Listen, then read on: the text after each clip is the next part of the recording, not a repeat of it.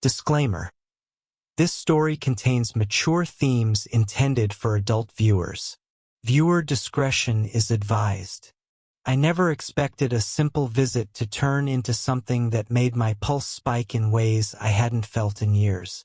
It started with the faint scent of her perfume, warm, soft, with a hint of something wild, that lingered even after I stepped into the room.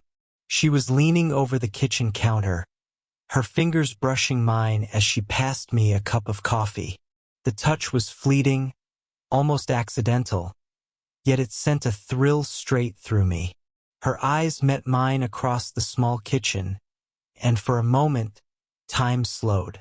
That gaze, intense, knowing, a mixture of mischief and something deeper, made me stumble over my own words.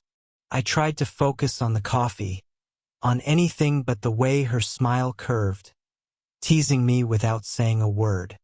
A playful laugh escaped her lips when I dropped the cup slightly, and she bent closer to help me, just close enough that I could feel the warmth radiating from her body. My heart jumped, and a sudden awareness of every movement, every shared space between us, made the room feel impossibly small. There was a charged silence, the kind that hums with possibilities, and I realized I hadn't been this nervous, this alive, in a long time. She whispered something softly, just above my ear, words meant for me alone. "You make me feel alive again." My breath hitched, my mind spinning at the intimacy of it, the unexpected confession that was both thrilling and terrifying. I wanted to respond, to say something that made sense, but all I could do was meet her gaze again, searching for meaning in the sparkle of her eyes. The air between us was heavy with unspoken thoughts, with a temptation that dared us both to cross the invisible line. And just as I reached to steady myself, the doorbell rang, shattering the moment, leaving me standing there, frozen, my heart still racing, wondering if this was the start of something I wasn't ready for or couldn't resist. I remember the first time I really noticed him, not in the casual way a mother notices her child's friend, but in a way that made me pause and reconsider boundaries I had long accepted. He was just 20, bright-eyed, with a nervous energy that somehow drew me in. Over the years, I had watched him grow from a boy into a man, unaware of the quiet stirrings he ignited in me, the ones I tried to push aside. I told myself it was harmless admiration, that it was just fleeting moments of connection. But deep down, I knew the line had blurred long before I was ready to admit it. Life had taught me restraint, had woven caution into every fiber of who I was. My marriage had lost its spark years ago. The laughter, the teasing, the warmth of a man who saw me as more than just a caretaker or a figure in the background. It had faded. And yet, here he was, my friend's son, exuding a vitality I hadn't felt in a decade, stirring feelings I had thought were long buried. Every small interaction between us was a reminder of what I had been missing. A brush of hands while handing him a plate, the way he lingered slightly longer than necessary at the doorway, the subtle glance that caught me when he thought I wasn't looking. Each instance was loaded with unspoken tension. I caught myself imagining what it would be like if the boundaries weren't there, if I could just lean in, speak freely, let the emotions rise without restraint. And I hated myself a little for feeling that way, for craving something so dangerously thrilling. Yet it wasn't just desire, it was connection. We shared quiet moments of laughter, confessions about life, dreams he hadn't told anyone else. There was honesty in him that I longed for in my own world, a clarity that cut through the monotony of my daily life. Being near him made me feel alive, challenged me to remember who I was beyond the roles society and circumstances had assigned me. And still I hesitated. Every heartbeat that quickened when he touched my hand, every breath I held when our eyes met, There was a risk, a danger that whispered consequences too loud to ignore. But the pull was undeniable, the magnetic tension between us growing in silence, unspoken yet palpable. I found myself craving the moments that seemed innocent to anyone else. A shared smile, a casual touch, a conversation that stretched just a bit too long. Each one left me yearning for more, caught between the thrill of what could be and the fear of what should never happen. That evening, as we stood in the kitchen again, the room dimmed by the setting sun, I realized I was no longer just observing him. I was waiting for him to notice the same longing, the same tension, the unspoken words that hovered between us, ready to ignite at any moment. The weekend had started like any other, but the air between us had shifted in ways I couldn't ignore. He lingered in the living room while I prepared snacks, and I caught him watching me. Not casually, but with a focus that sent shivers down my spine. I felt exposed under his gaze, a mixture of vulnerability and daring that I hadn't allowed myself to feel in years. Then came the small, almost imperceptible provocations. He joked a little too close, his hand brushing mine by accident. A playful smirk on his face that hinted he knew exactly what he was doing. My stomach knotted with a mix of excitement and guilt. I tried to step back, to remind myself that this was impossible, but the pull between us was magnetic. Every word, every look, felt loaded with double meanings we didn't speak aloud. And jealousy crept in, an uninvited, bitter companion. When another friend dropped by, I saw the subtle shift in him, the way his eyes followed me, the tiny crease of displeasure in his brow. It was possessive, childish even, but it thrilled me. Part of me wanted to lean into it, wanted him to show that he felt what I was feeling too, even if it was wrong. Temptation hovered in the corners of our interactions. A lingering touch when handing over a plate, the way our knees brushed under the table, the charged silence when our hands rested near each other but didn't quite meet. Each moment was a test, an invisible game we were playing with ourselves and with the fragile line of propriety. I caught myself imagining what it would be like if I gave in, if I let him see me as more than a friend, a motherly figure, a confidant. The thought was thrilling, terrifying, intoxicating. The room felt smaller, the shadows longer, as if the universe had compressed just to intensify the tension between us. Every glance, every fleeting contact was a reminder of how dangerously close we were to crossing a line neither of us could uncross. By the time evening fell, I was hyper-aware of every breath, every subtle movement. The atmosphere was heavy with anticipation, a quiet storm waiting to break.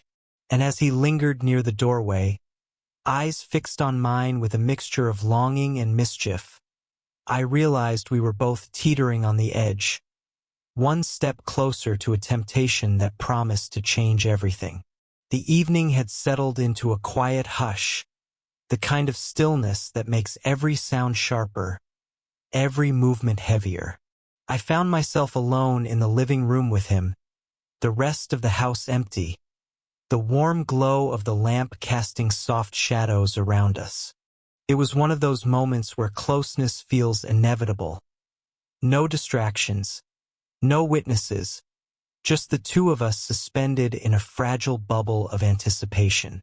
He moved slightly closer, pretending to reach for a book on the low shelf, but the way he lingered beside me, brushing the edge of my arm, made my pulse spike. My breaths came a little too quickly, my heart thrumming in a rhythm that felt both reckless and alive. I caught his gaze, and it held mine longer than it should have. Eyes darkened with something he didn't say aloud, but I could feel in every nerve. The tension between us was electric. Every laugh, every small touch, Every accidental brush of fingers carried a weight that neither of us could ignore. I could feel the warmth of him, the subtle shift in his body, the way the air seemed to vibrate with unspoken desire. There was a daring in him, a quiet challenge in the curl of his smile, as if he was daring me to acknowledge what we both wanted but hadn't admitted. I wanted to retreat, to restore some semblance of propriety, but my body betrayed me.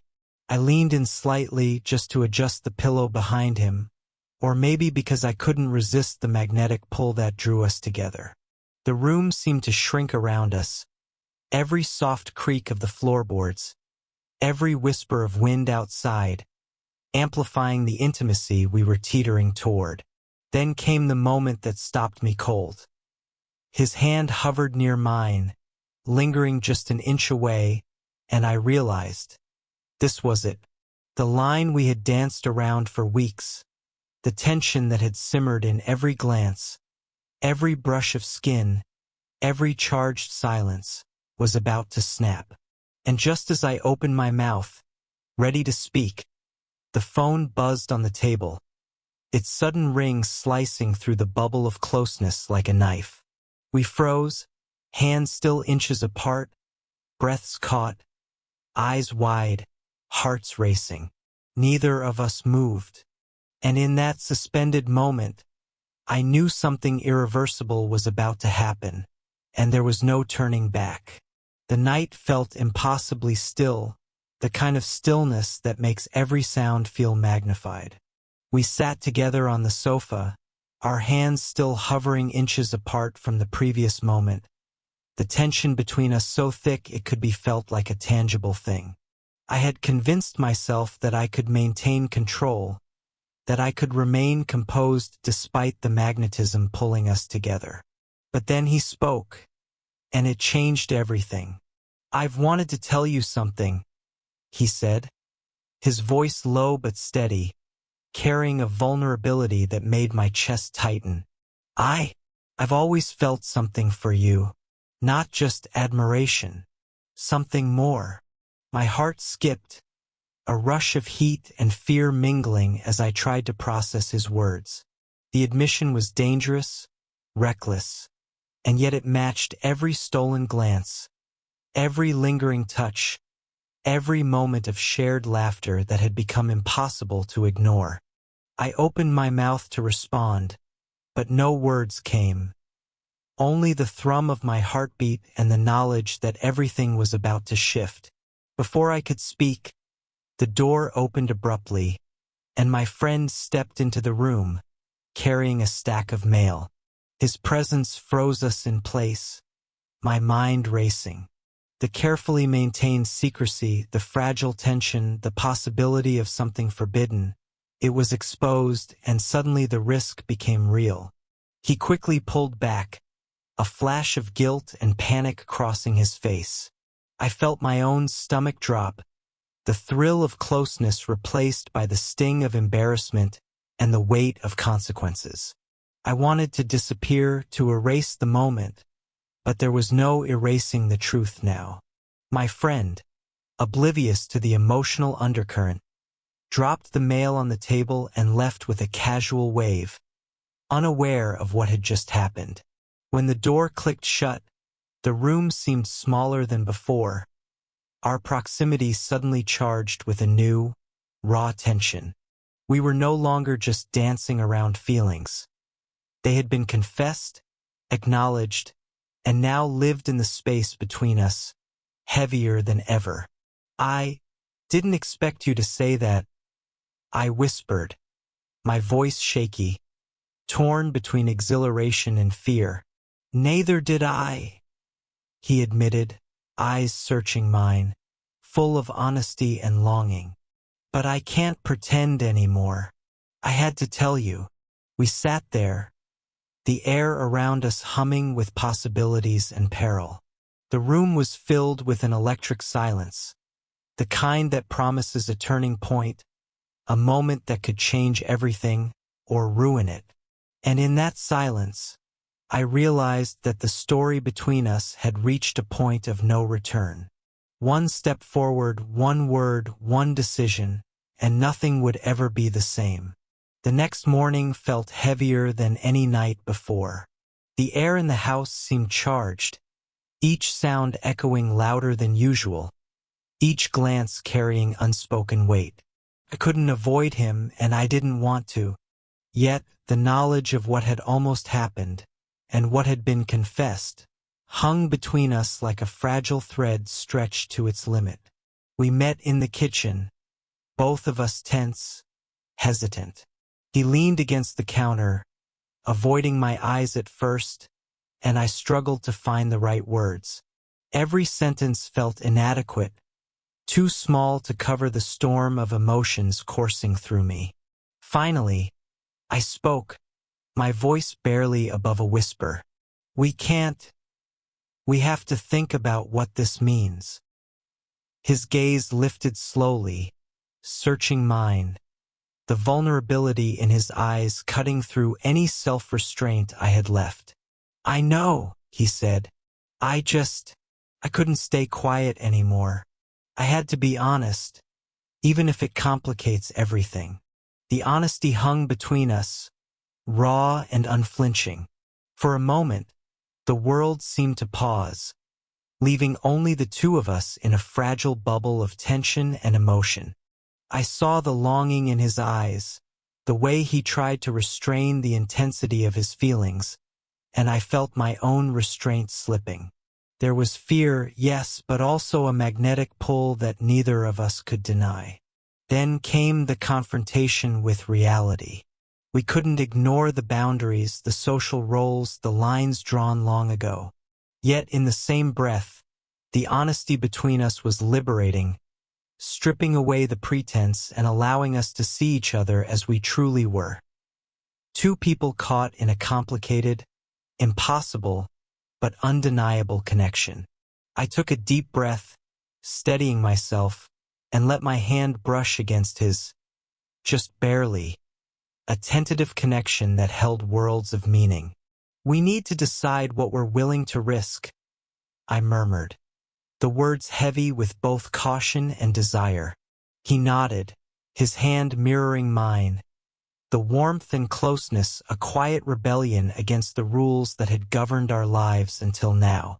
I'm willing, he whispered, the intensity in his voice raw but controlled. In that moment, the tension cracked, releasing a torrent of emotions. Relief, fear, longing, and exhilaration all mingled in the space between us. The storm had broken, but the air still hummed with possibility. We weren't certain what the next steps would be, or how the world would respond, but we were no longer hiding from ourselves. The morning sun streamed through the window, casting long golden streaks across the room, illuminating us in a glow that felt both new and inevitable. We sat in quiet understanding, a mixture of anticipation and cautious hope, knowing that the next chapter, romantic, daring, and transformative, was about to begin. The house was quiet that evening, the golden light of sunset spilling across the living room in soft, comforting waves. After the whirlwind of tension, confessions, and emotional storms, we finally allowed ourselves a moment of calm. The air no longer buzzed with uncertainty. Instead, it carried a gentle warmth, a sense of connection that felt both tender and profound. He sat beside me on the couch, our shoulders brushing lightly, and I felt the comfort of his presence in a way I hadn't expected. The earlier intensity hadn't vanished. It had transformed, softened into something steady, reassuring, and undeniably intimate. His hand found mine, fingers intertwining effortlessly, a natural gesture that spoke louder than any words could. I never thought we'd get here, I murmured, my voice trembling slightly, a mix of relief and lingering awe. He smiled softly, eyes glimmering with the same sincerity that had made my heart race from the beginning. Neither did I, he admitted. But I'm glad we did. For the first time in what felt like forever, I allowed myself to relax, to feel the depth of what had grown between us. There was no need for pretenses or caution now, just an honest acknowledgement of the bond we had forged. The tension of weeks melted into warmth, a quiet joy that filled the room and lingered in our chests. We laughed softly at a shared memory, a small, inconsequential moment, yet it carried the weight of everything we had navigated to reach this point. And in that laughter, there was a promise of understanding, patience, and a connection that could weather the complexities of life. When I leaned my head on his shoulder, he rested his cheek against mine, and the closeness felt natural, inevitable, a fitting end to the storm that had preceded it. The sunlight kissed our faces, golden and serene, casting the room in an almost magical glow. It was a perfect, fleeting moment, one that spoke of new beginnings, of hearts finally aligned, and of a shared journey that was only just beginning. There were no grand declarations, no dramatic gestures, just the simple, powerful reassurance that we were here for each other, that the tension and temptation had given way to something real, lasting, and beautiful. And in that quiet intimacy, I felt seen, understood, and profoundly connected, knowing that this chapter, though complex, had found its perfect, tender ending.